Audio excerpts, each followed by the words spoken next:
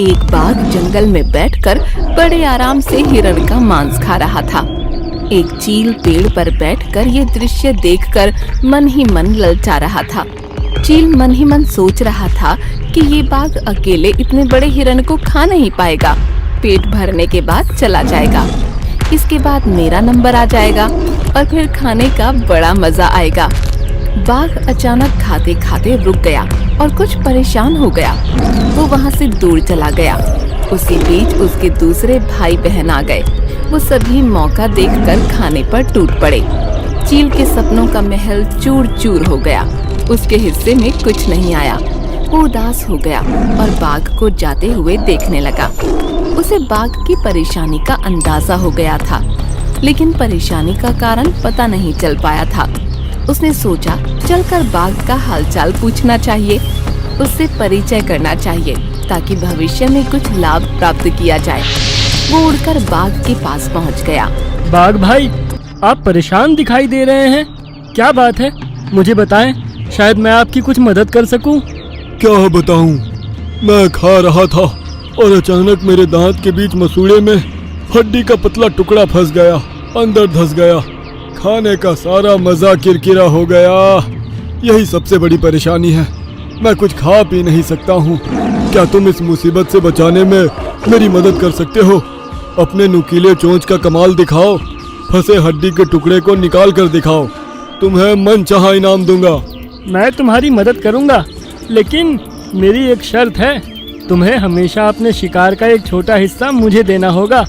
बाघ बड़ा चालाक था। उसने सोचा अपना काम निकालना है, शर्त के लिए हामी भर लेता हूँ, बाद में देखा जाएगा। ठीक है, मुझे मंजूर है। जल्दी करो, हड्डी का टुकड़ा निकालो। चील ने अपनी नुकीली चोंच की कलाकारी दिखाते हुए हड्डी के टुकड़े को बाघ के दांत और मसूड़े से निकाल दिया। बाघ ने राहत की सांस ली। उसने चील को धन्यवाद भी नहीं कहा और अपनी गुफा में चला गया। ये बात चील को अच्छी नहीं लगी, लेकिन उसे तो अपनी शर्त का ख्याल आ रहा था। शाम हो गई और बाघ को शिकार मिल गया। वो बड़े मजे से खाने लगा और चील देखकर फिर से ललचाने लगा।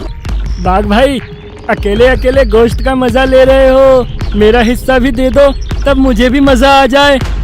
गांव बसा ही नहीं, लुटेरे पहले आ गए। अब चील पहले मुझे तो खाने दे, बाद में तेरे हिस्से की सोच लूंगा। अरे हाँ, अभी मेरे भाई बहन भी आने वाले हैं, वो भी खाने वाले हैं। बाद में कुछ बचेगा तो देखा जाएगा। चील को बाघ की बात सुनकर बड़ा दुख हुआ। बाघ ने रंग बदल लिया था। उसकी बेवफाई सामने आ गई थी। बाघ ने मांस खाया और अपने भाई बहनों को भी खिलाया। इसके बाद सूखी हड्डियां ही बच गईं। बाघ भाई, आपने अच्छा नहीं किया। अपनी शर्त को भूलकर मेरे साथ धोखा किया। ये मेरा शिकार था, इसलिए मैंने खाया और अपने भाई बहनों को खिलाया।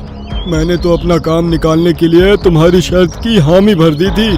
अब तुम अपना रास्ता पकड़ लो। तुम्हें कभी भी कोई हिस्सा नहीं मिलेगा।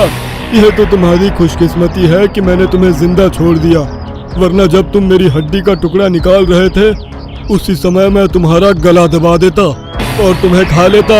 मेरा एहसान मानो कि मैंने तुम्हारी जान बख्श दी। चील को गुस्सा आ गया। वो हवा में उड़ा और बाघ के पास पहुंचकर उसकी एक आंख पर चोंच मार दी। बाघ दर्द से कराह उठा। अरे दुष्ट, तूने ये क्या कर दिया? मेरी आंख, मुझे काना बना दिया। मैं अब तुझे मजा चखाता हूँ। अरे बाघ, ये तुम्हारी खुशकिस्मती है कि तुम्हारी दूसरी आंख सही सलामत है। मेरा एहसान मानो कि मैंने तुम्हें अंधा नहीं बनाया। तुम एक आंख से दुनिया देख सकते हो। जैसे को तैसा मिल गया था। इस तरह बाघ ने जो दिया वही पाया।